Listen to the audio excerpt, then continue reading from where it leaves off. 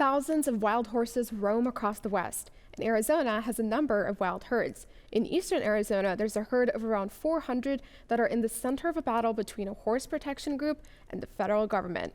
Cronkite News reporter Mitchell Zimmermann explains how these horses may be removed from federal land. The Bureau of Land Management estimates there are more than 82,000 wild horses and burros on public land.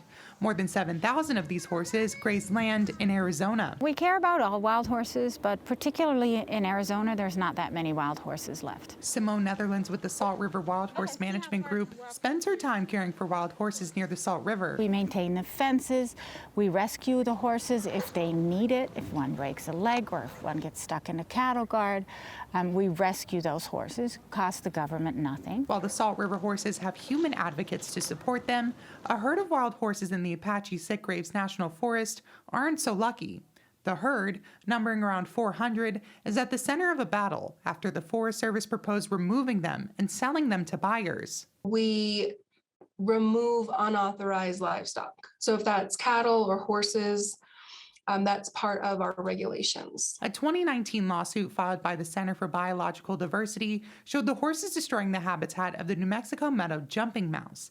The Forest Service agreed to remove the horses and rehabilitate the area. We are going to be working with a contractor, and we will have passive trapping operations, and then animals will be sold at a public sale. Netherlands believes there are better options than removing the horses. For instance, managing them like the Salt River horses. Very similar. It's exactly the same amount of horses.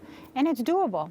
Approximately 400 wild horses live here at the Salt River. Now, the Salt River Wild Horse Management Group has been able to find an effective tool to level off the population, birth control.